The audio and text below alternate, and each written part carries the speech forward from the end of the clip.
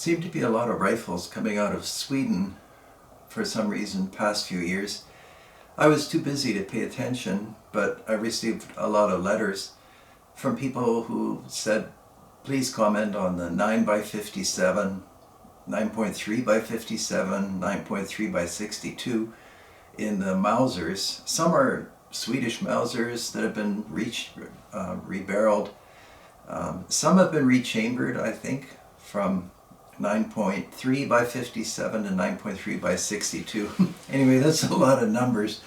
But I had a chance to buy a few of these from a friend of mine who bought a couple of dozen, and you'd be surprised how many people have as many or more guns than I do. Very popular thing for people to collect, which is good for everybody. Anyhow, this is probably the one that people have in mind when they write me.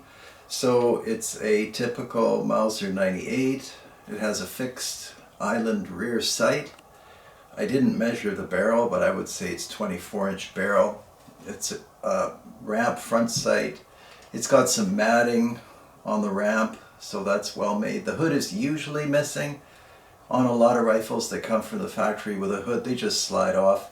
I usually put a spot of epoxy on mine just so they don't fall off in the gun case when you take the rifle out. As far as the stock, well, there's a little story with this one, but you can see it's a very graceful walnut stock, I believe, safe to say. Yeah, some kind of European walnut, and no drilling, no tapping for a scope. This one is in 9.3x57. So I should really have it on the table. Of course, I don't have it on the table. I went digging and found I didn't have it. What I did do is, I thought I should show you these big rounds. So this is a 9.3x62. Sometimes it's hard to pick these things up on our simple filming system. And for fun, I put a 35 Whelen next to it. You know how much I like that round. And you can see why. Actually, one of the people in the studio said, are they different? And of course they are. You can see the neck of the 35 Whelen is longer. But everybody knows the 9.3x62 and how capable it is. And then I thought, well, I don't have a 8x57 or a 9x57. So I'll just put a 7x57, gives you an idea of the relative dimensions of the cartridge, but I didn't even have that. So this 7x57 are essentially the same as a 7x57, but with a rim on the cartridge. So that gives you an idea of what these rifles shoot. And of course, you know, much like gasoline engines, the greater the amount of powder that fits in a case, the more horsepower you have. So continually cases get bigger and bigger to result in higher velocity. Which one do I like best? I like the 9.3x62, but that's a lot of power and a lot of velocity and big bullets, 230, 250. You probably know the weights by heart, I don't. This Whelen is 200. This 9.3x62 is 232 grains, I believe. Anyhow, I probably like the 9.3x57 a lot. It's a very useful round. Anyway, I did some reading before filming, and I had heard this from people who wrote me from Sweden, that in Sweden you call it like a potato lobber, a spud gun. And I can understand that because it's a great big bullet at not high velocity. And I think that that's a magic combination. I've never understood the logic of depositing all these foot-pounds of energy on the far side of the game you've been hunting, that you punch right through. You have so much velocity, and these big, strong bullets, they generally don't come undone, no matter what you hit. So they keep going. I think the best place for energy is in your target, which the 9.3x57 and the 9x57 accomplished beautifully, which is probably why they developed those rounds. Very similar, by the way, to the .358 Winchester, which is, again, generally unrecognized but excellent cartridge. 358 Winchester. Yeah, I had good experiences with it. Getting back to the rifle, so everything's typical, very slick. You'll never have a malfunction. Somebody was writing me, you should do some destructive testing with a Mauser 98. This was on channel comments. And then some other people were commenting that you'll be sitting there for years and years and years because these rifles won't fail. They just don't fail. If something does fail, it may be the claw extractor or something like that. But actually, I haven't seen that happen. I'm sure you have, somebody out there. But in terms of general reliability, I don't think you can get any better. This one has sort of the military floor plate, and you can tell whether this is a war Mauser or post-war. I'm not sure, because the tooling was distributed to different countries from Germany. But it has the thumb cut, so I just wanted to mention that. In a moment I'll show you one that doesn't have the thumb cut, and of course that's for the stripper clip. This is the guide here for the stripper clip. So when you push the stripper clip down, your thumb has to go somewhere, so that is the cut. And it has a typical safety, and I mean, it can't be any more positive than a Mauser safety. No recalls that I know of, never a problem. Not with anything on this rifle, except for one thing, and I can show you. The stock is actually split right through. I'll try to twist it. It takes a lot of pressure. Maybe you can pick it up, maybe you can't. But it's split right through, starting at the back of the tang. Now, I didn't take this one apart, but I've seen this many times. What happens is, when they stocked this, it probably lasted for years, and then for some reason the action set back, or maybe it was a fault in there from the start, but there's a little impact point, there's a little contact point in here on the back of the tang. So on recoil, this becomes like a wedge, this area of the action, and just breaks the stock. And in the 9.3 by 57, actually anytime you're shooting a bullet over, let's say about 150 grains seems to be a threshold, but definitely with a 180 grain bullet you're moving into a different level of recoil, perceived and otherwise, and that's why the 130 grain 270 is so comfortable to shoot. Even if it has a lot of energy, it still doesn't have that mass.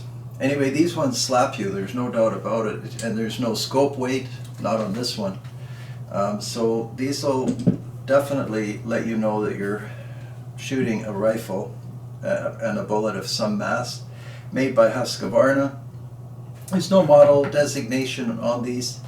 They're not expensive. The bore on almost all of the ones that I've looked at is either very good or excellent, because I don't think people will run around shooting 9.3 by 62s or 57s or 9 by 57s like for tin cans. There's too much recoil. So even if the rifle looks bad, I'll show you this other one, sometimes the bore is almost mint. The rifle was beaten up from shooting, maybe sitting in a canoe or running around the woods, but the bore was fine. I think people took care of them.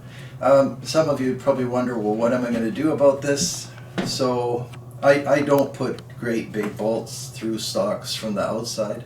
I'll simply remove the action and then probably drill in from the tang area and put a couple of either steel bolts. Sometimes I use fiberglass, and you can even use screws, and get epoxy in here, you know, if you heat up epoxy so it flows. Some people use the super glues and seem to have success. I like epoxy. Make some room for it when you're cleaning out that area, and it's virtually undetectable, and you're not going to ever come undone there. That's quite a solid repair. So for those of you that were requesting my comments I hope that's sufficient. I can't imagine why you would buy one of the modern rifles over one of these. Maybe ammunition isn't so common, but I had no trouble finding any of this ammunition. It's not that expensive, and the rifles, for what they are they're just they're a steal. $300, or in some cases $200, depending on how they look.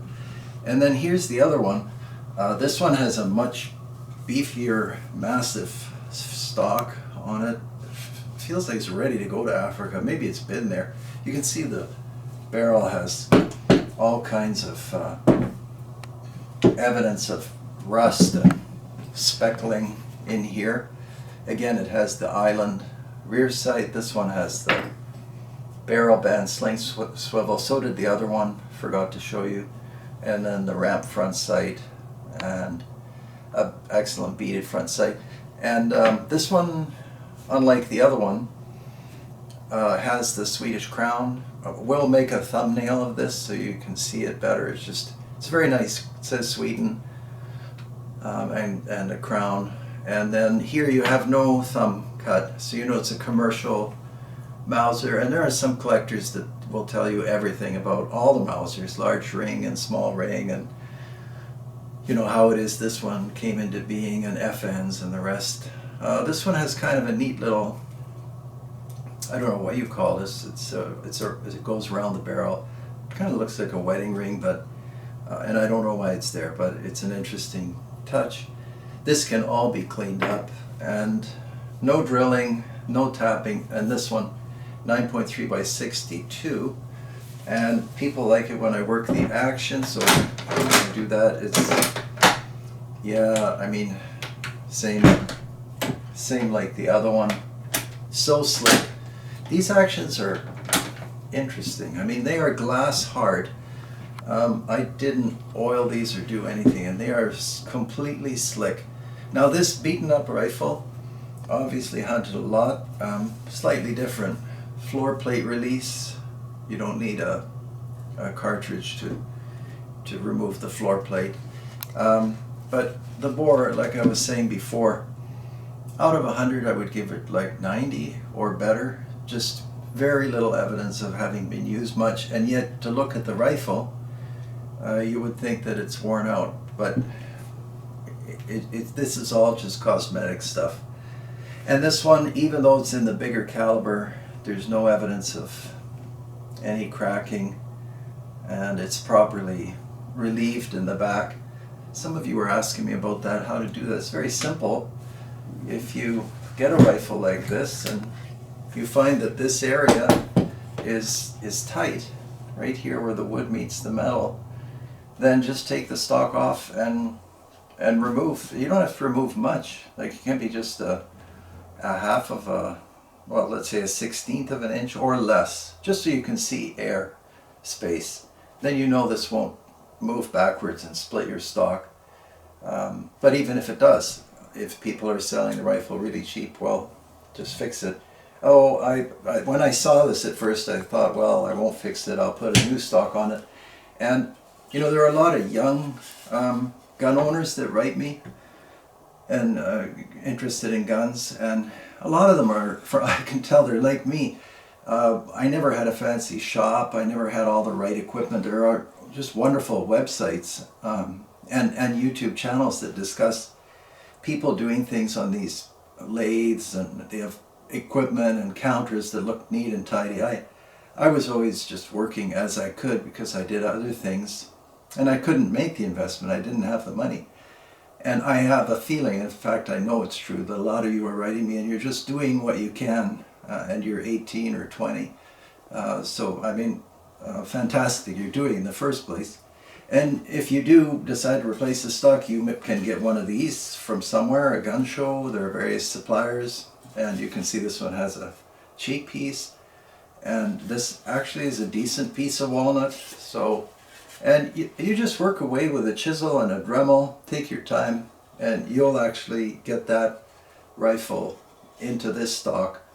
And then it's just a matter of sanding, and you know, you can show your parents or whoever, and you increase the value of the rifle overall, and it'll look good and it'll serve you well, and be sure to relieve this spot on the stock. And some of the young guys that ride me are, have different epoxy kits for bedding, and that's a good idea, but it doesn't have to be. So I made lots of stocks, or fitted a lot of stocks with no epoxy bedding, and that's only kind of a 20th century thing. Anyway, that's probably all I have to say. I'm not sure what's going on in Sweden that they're sending all these rifles. I think some of you wrote me they changed the laws, and I'm not sure what the people are using. R8s probably, maybe some of the straight pull bolt actions. But this is, to me, a lot better rifle than an R8, even if it's not a straight pull. Anyhow, yeah, so rifle from the past, but still good for the future as far as I can tell. Wonderful rifle. And I guess the last thing I should say is, because of the relatively slow velocity, you probably are restricted to maybe 200-yard shots, something like that, which I think is a fairly long shot, especially if it's for, moose or something like that. And these folks were using no scopes, so I don't know. I think that 200 yards is more than enough, and these cartridges with bigger bullets and lower velocities are just about ideal. Anyhow, that's a lot of talking. Thank you very, very much for watching, and please push the subscribe button and follow us on Instagram. And we're still chugging along on Patreon. It grows slowly, but there's interesting stuff there as well. And above all, take care, and we'll see you on the next video.